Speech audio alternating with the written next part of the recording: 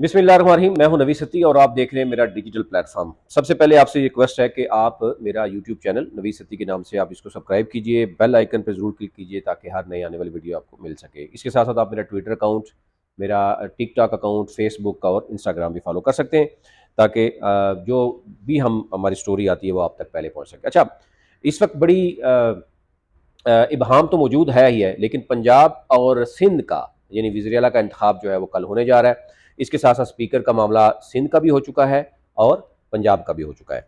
अब केपी में भी 28 का जो है वो बुलाया गया है इजलास, और असल मामला है वो है जनाब कौमी असम्बली का। सदर पाकिस्तान ने जनाब एक बड़ा सरप्राइज दे दिया। वो कह रहे हैं जी आइनी तौर पर वो उनके पास ये इख्तियारात हैं कि वो असम्बली पर दस्तखत कर सकते हैं। 15 दिन का उनके पास टाइम होता है। अब देखना ये होगा कि वो किस तरफ मामला जाता है। अच्छा, एक तरफ तो ये जो सदर पाकिस्तान की तरफ से बताया गया, और साथ में आपको ये भी बताऊंगा कि 16वीं जो कौमी असम्बली है इसमें एक आम यानी आप जो है वो एक एमपीए को या एमएनए को जब मुंतखब करते हैं तो उसको, उसकी अहल व अयाल को, उसके वालदेन को वो क्या क्या सहूलियात होती हैं, कितने ममालिक का वो फ्री जो है वो वीज़ा यानी बगैर वीज़े के अप्लाई कर सकते हैं, और फिर ब्लू पासपोर्ट जो है वो उसमें किस किस को मिलता है, बाकी मराद क्या होती हैं, पानी बिजली गैस के मामला, पार्लियामेंट लाजिज में उनको क्या सहूलियात मिलती हैं, तनख्वाह कितनी होती है, उस पर भी मैं बात करूँगा। अच्छा जी, सदर पाकिस्तान की तरफ से जो कौमी असम्बली का इजलास है उसको बुलाने में ताखीर की बात आपको पता है कि चलती रही है। अब वो क्लैरिटी के साथ सामने आ गई है कि सदर पाकिस्तान ने कहा है जनाब कि आइनी इख्तियार उनके पास मौजूद है कि वो 15 दिन तक कोई भी समरी रोक सकते हैं। अच्छा, कल उनको समरी भेजी गई है, आज ये गुफ्तगू चल रही है। हो सकता है कि वो रोके ना, लेकिन ज़ाहिर आइनी तौर पर उनके पास ये इख्तियारात मौजूद हैं।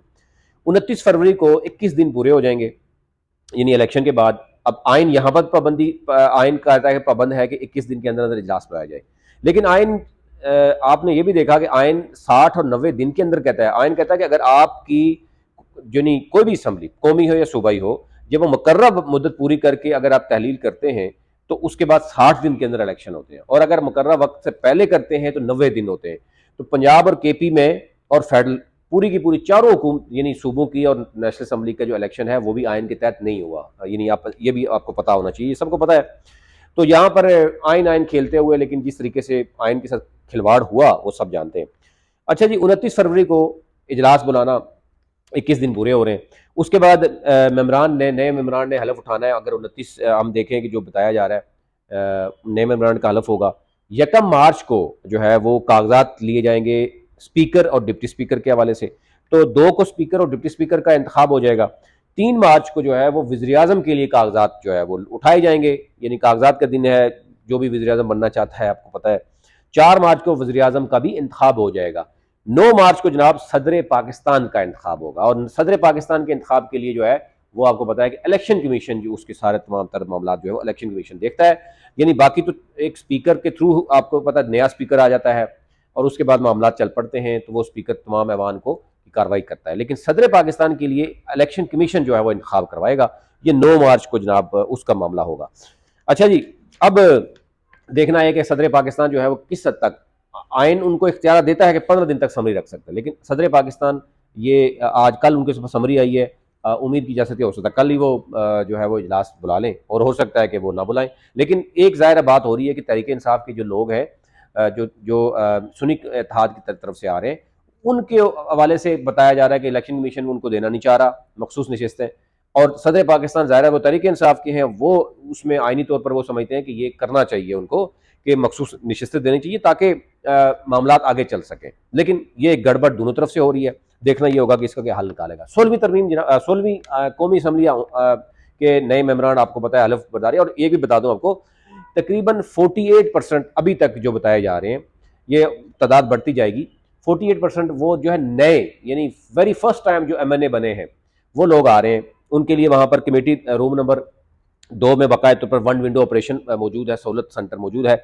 लेकिन पार्लियामेंट हाउस में यानी जो जो बंदा पहुंचता है एमएनए, उसकी फैमिली समेत उसको क्या क्या सहूलियात मिलती है मैं आपके सामने रखूँ। एक तो यह कि पार्लियामेंट लाजिज में आपको पता है वहां पर इनके लिए जो है फ्लैट्स मौजूद हैं, वहां पर खाना इंतहाई यानी आप कह सकते हैं अच्छा खाना और मुनासिब दाम, पानी, गैस, बिजली की सहूलत, और टेलीफोन की सहूलत, और यानी ये सब्सिडी जो होती है ये आम गरीब आवाम के पैसे के साथ होती है।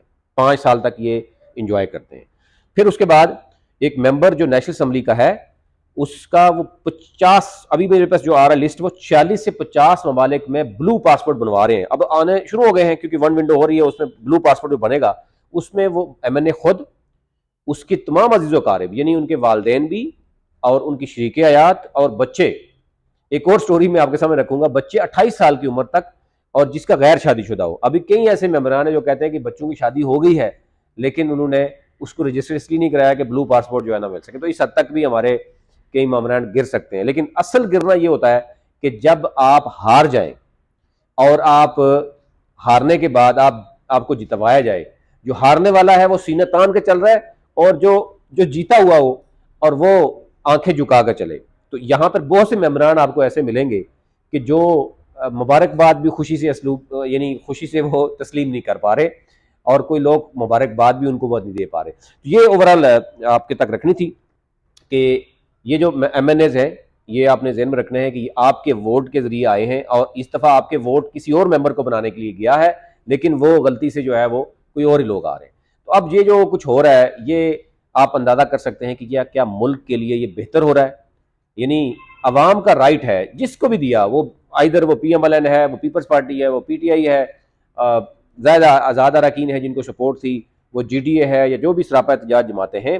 अगर इलेक्शन कमीशन उनको उनकी जो यानी मैंडेट था उनको नहीं दिया तो सबसे बड़ा यानी उस बड़ी असम्बली जिस पे बाहर अपना लिखा होगा कि कलमा लिखा हुआ है जिसके लिए हलफ उठाना है, अगर वो जाली वोटों के साथ और वो जो करने वाले हैं सारा कुछ, क्या वो मुल्क के वसीतर मुफाद में कर रहे हैं या मुल्क के खिलाफ ये साजिश हो रही है। तो ये आपको खुद पता है। और ये एक MNA का आपको पता होना चाहिए, MPA का पता होना चाहिए कि वो कितनी मराहत लेता है, वो आपके वोट के थ्रू आता है। लेकिन एक MNA MPA जब उसको ये बताया जाता है कि आपका अवाम की कोई वोट की कदर नहीं है, जो बनाने वाले हैं वो बनाते हैं बेशक 80-70 वोट डाले जाए और वो जाली असम्बली बनती है।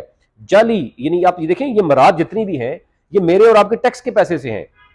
यानी ब्लू पासपोर्ट ले रहे हैं अपने बच्चों के समेत, अपने वालदेन समेत, तो ये मेरे और आपके पैसे, टैक्स का पैसा इन पे लगाया जाएगा। ये ऐसे नहीं होगा कि वो मतलब उनको जो सब्सिडी में पेट्रोल से लेके हर चीज मिलती है तो, लेकिन अगर वो भी जाली हो, मेरे और आपके वोट के साथ भी वो लोग ना पहुंच सके, इससे बड़ी यानी इस मुल्क के साथ क्या गद्दारी हो सकती है। मैं क्या आगे बात करूं, अभी तक इतना ही। ये सूरत थी आप तक रखनी थी। बहुत शुक्रिया।